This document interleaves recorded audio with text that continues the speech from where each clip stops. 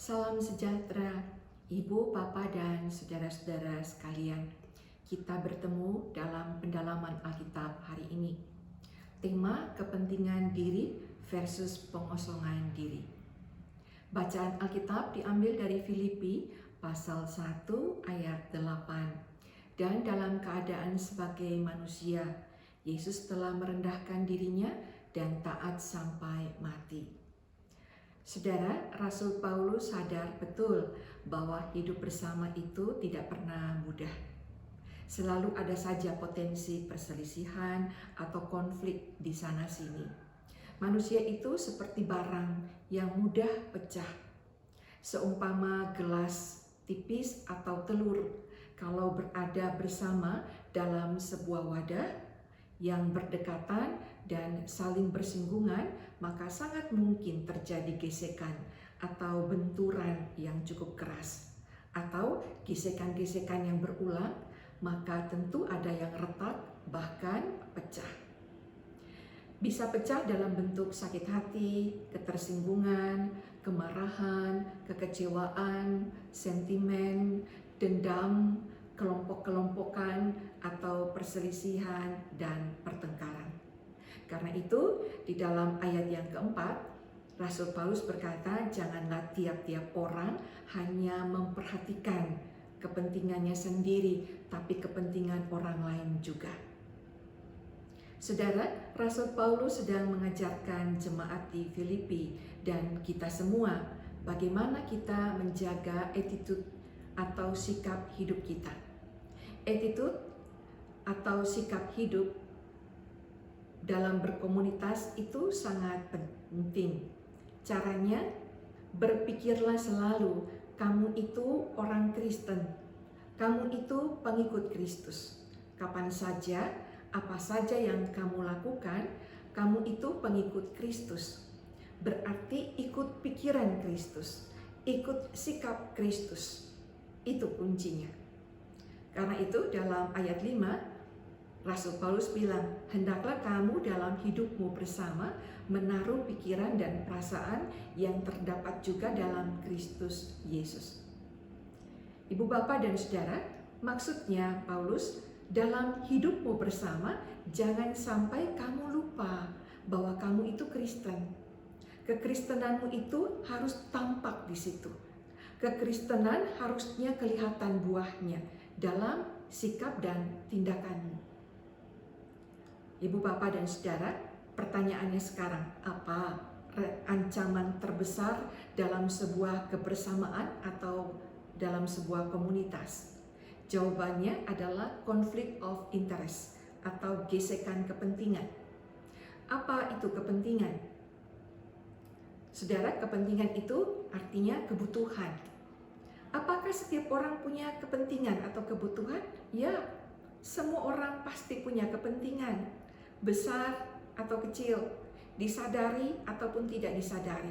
Semua individu punya yang namanya kepentingan. Dan itu kita bawa kemana-mana sampai kapanpun. Saudara, kepentingan dibentuk oleh 3 unsur ini. Pertama, hak.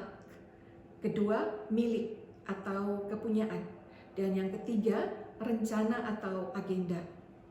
Misalnya, seseorang di sebuah komunitas haknya tidak diperdulikan, orang itu akan marah. Dalam hidup bersama, kita selalu menonjolkan kepentingan diri sendiri. Bahkan ada kalanya orang akan sensitif bila usulannya dipertanyakan kembali, ngotot pada kemauannya, saran-sarannya karena ada agenda tersembunyi yang sedang diperjuangkannya. Saudara, sebenarnya punya kepentingan itu tidak salah-salah amat.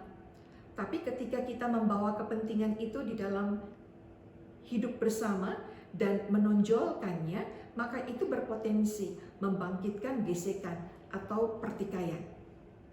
Ibu, Bapak, dan saudara, dalam hidup bersama, Rasul Paulus mengajarkan kita untuk memperluas, memperlebar perspektif dan cakupan kepentingan kita.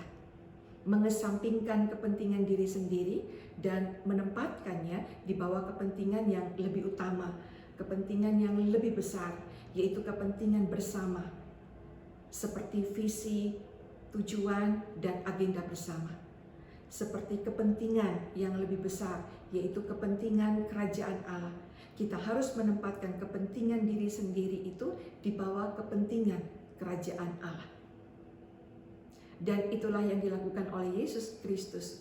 Haknya sebagai anak tunggal Bapa, dia kesampingkan dulu. Tahta surga miliknya dia tinggalkan dulu. Tidak ada agenda pribadi. Selain dia mau mengikuti rencana atau agenda Bapaknya untuk keselamatan dunia. Yesus meninggalkan miliknya. Dia tidak menonjolkan egonya atau keinginannya demi menempatkan dirinya di bawah rencana besar Allah Bapa. Ini bukan kelemahan, melainkan kekuatan. Ini adalah kekuatan dalam kerendahan hati. Kekuatan yang menyelamatkan banyak orang dan menghidupi banyak perkara kehidupan. Ibu, Bapak, dan Saudara, kerendahan hati merupakan inti dari semua kebaikan dan keunggulan di dalam hidup kita di dunia ini. Amin. Ibu, Bapak, dan Saudara, mari bersama kita menaikkan doa. Puji syukur padamu Tuhan, Engkau memberi contoh dalam sikap hidup yang meninggalkan hak-Mu untuk menjadi penyelamat dunia. Surga, kemuliaan-Mu sebagai anak Allah Bapa, Engkau tinggalkan demi hidup menyelamatkan kami, manusia berdosa.